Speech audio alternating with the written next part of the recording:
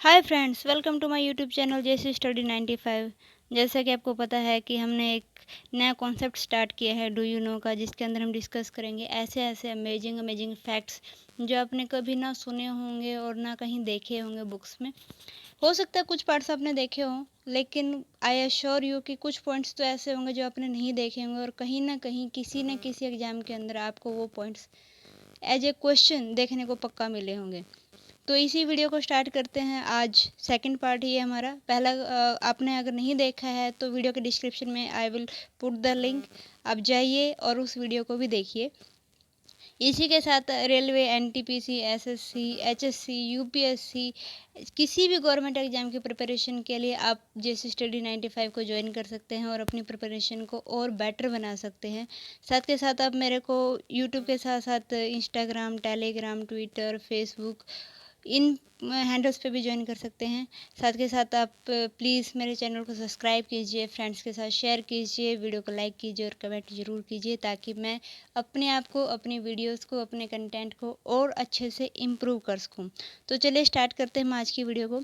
अब तक हमने 7 पॉइंट्स पढ़े थे, जिसके अंदर हमने इंडियन कॉन्स्टिट्यूशन किसने बनाया, किसने सजेशन दिया, कब सजेशन दिया, कब से स्टार्ट हुआ, कब लागू हुआ, कितने पार्ट्स बने थे स्टार्टिंग में।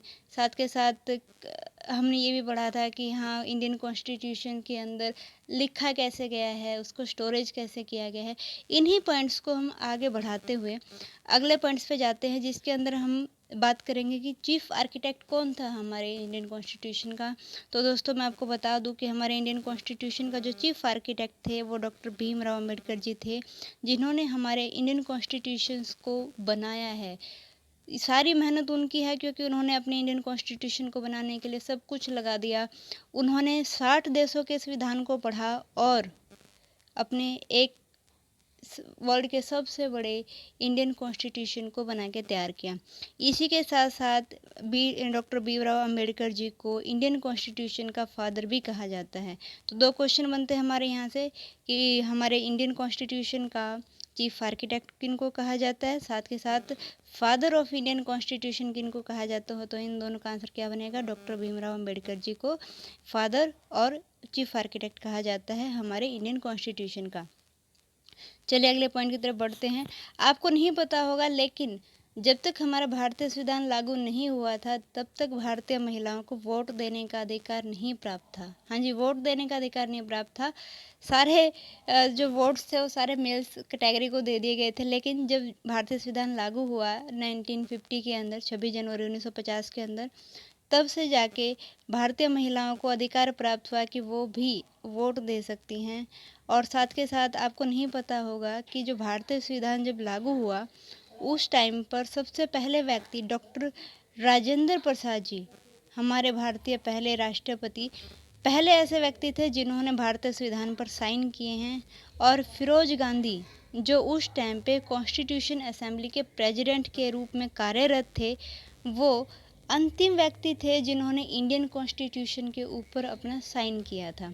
ठीक है दोस्तों, मुझे लगता है आपको ये याद रहेगा कि पहला हस्ताक्षर डॉक्टर राजेंद्र प्रसाद जी ने किया, दूसरा जो लास्ट में जो साइन किया है, और फिरोज गांधी जो कॉन्स्टिट्यूशन असेंबली के उस टाइम पे प्रेसिडेंट रहे थे, वो अंतिम व्यक्ति थे जिन्होंने इंडियन कॉन्स्टिट्यूशन के ऊपर साइन किया। चलिए अगले पॉइंट की तरफ बढ़ते हैं। आपको नहीं पता होगा कि हमारे इंडियन कॉन्स्टिट्यूशन का आत्मा और दिल मतलब सोल और हार्ट किसे कहा जाता है? तो वो कहा जाता है आर्टिकल 32 को। ये स्पेशली ऐड किया गया था। आर्टिकल 32 हमें दिखाता है कि अगर हमारे किसी भी अधिकार का, चाहे वो फंडामेंटल राइट्स हो या फंडामेंटल ड्यूटीज़ हो, अगर किसी का भी कोई हनन करता है, तो आर्टिकल 32 के तहत हम सुप्रीम कोर्ट में जाके या हाई कोर्ट में जाके के क्या उसके खिलाफ क्या कर सकते हैं? केस कर सकते हैं। साथ के साथ जो 42 अमेंडमेंट एक्ट हुआ था 1976 के अंदर, उसे हम मिनी कॉन्स्टिट्यूशन कहा जाता है। अब मिनी कॉन्स्टिट्यूशन क्या, कॉन्स्टिट्यूशन तो एक ही है। मिनी कॉन्स्टिट्यूशन इसलिए कहा जाता है क्योंकि इस अमेंडमेंट एक्ट के अंदर बहुत सारे बदलाव किए गए थे, और इतने ज़्यादा बदलाव किए गए थे कि इसको हमने नाम रख दिया मिनी कॉन्स्टिट्यूशन। तो आपसे एग्जाम के अंदर पूछ सकता है कि मिनी कॉन्स्टिट्यूशन क्यों कहा जाता है? क्योंकि 42 अमेंडमेंट एक्ट की वजह से। और ये कब हुआ था? 1976 के अंदर हुआ था। जिसके अंदर 3 वर्ड और ऐड किए गए थे, सोशलिस्ट, सेकुलर और इंटीग्रिटी। इनको हमारी प्रेम्बल मतलब हमारे प्रस्तावना के अंदर ऐड किया गया था। और साथ के साथ जो फंडामेंटल ड्यूटीज़ हैं, एक नया पार्ट ज्वाइन कर दिया था पार्ट 4A के हिसाब से। इस वजह से 42 अमेंडमेंट एक्ट हमारे लिए क्या बन जाता है, बहुत ही ज़्यादा इम्पोर्टेंट बन जाता है। चलिए अगले फैक्ट की तरफ चलते हैं। इसके बाद हम जाते हैं पार्ट 3। आपको अगर याद हो तो मैंने पिछली वीडियो में बताया था कि हमारे जो इंडियन कॉन्स्टिट्यूशन के अंदर 5 पार्ट हैं।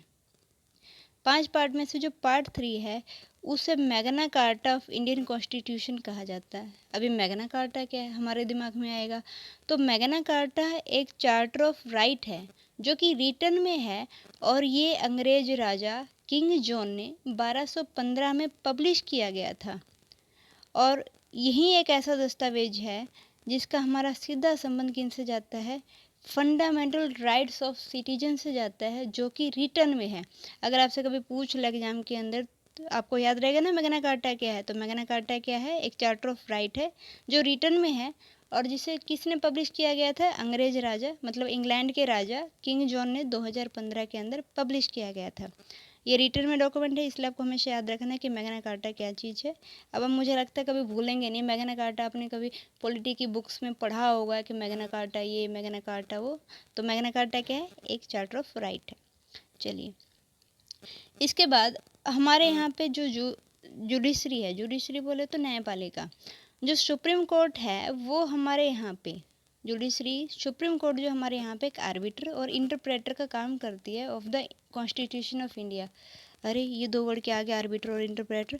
अगर मैं आर्बिटर की बात करूँ तो आर्बिटर होता है मध्यस्थता करवाने वाला।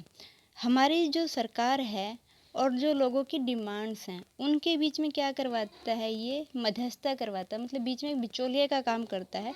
और साथ के साथ अगर हमारे कॉन्स्टिट्यूशन का कोई पार्ट आम जनता या सरकार को समझ नहीं आता है, कुछ पॉइंट्स या किस तरीके से उसको मेंशन किया गया है हमारे कॉन्स्टिट्यूशन के अंदर, तो उसके इंटरप्रेटर का काम कौन करता है, हमारी जुडिशरी करती है। मतलब हमारे जो अधिकार हैं उनका संरक्षण भी हमारी जुडिशरी करेगी, साथ के साथ हमारे मध्यस्थता भी बना के रखेगी सरकार के बीच में और लोगों के बीच में। साथ के साथ इंटरप्रेट भी करेगी, मतलब बताएगी भी कि हाँ हमारे इंडियन कॉन्स्टिट्यूशन के अंदर इस लाइन का ये मतलब है।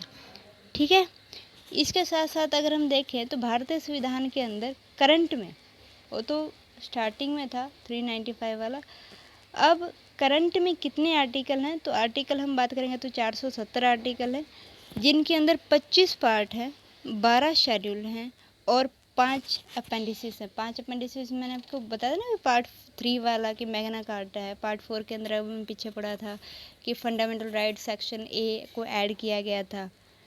ठीक है, तो आप हमेशा याद रखेंगे 470 आर्टिकल हैं जिनके अंदर 25 पार्ट हैं और 12 शेड्यूल्स हैं, और साथ के साथ कितने 5 अपेंडिसेस हैं।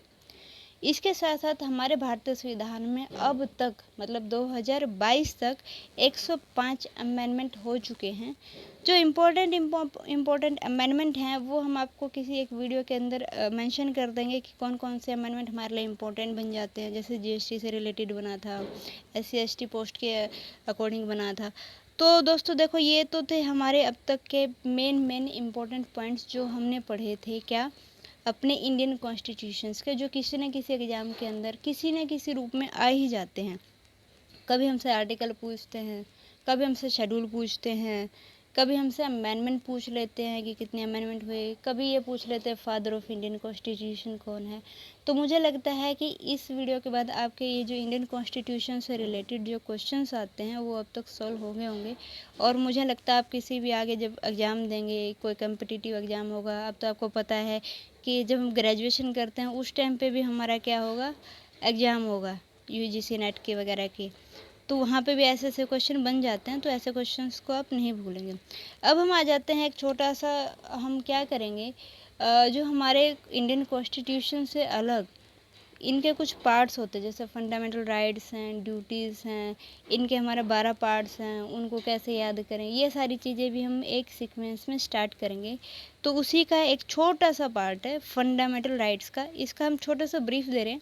ये डिटेल में नहीं है, डिटेल में भी हम आपके लिए एक वीडियो बना के लेके आएंगे, लेकिन पहले हम छोटा सा ब्रीफ में समझ लेते हैं कि हमारे फंडामेंटल राइट्स है क्या, मतलब हमारे संवैधानिक अधिकार कौन कौन से हैं। पहले ये 7 हुआ करते थे, लेकिन अभी करंट में 6 ही हैं।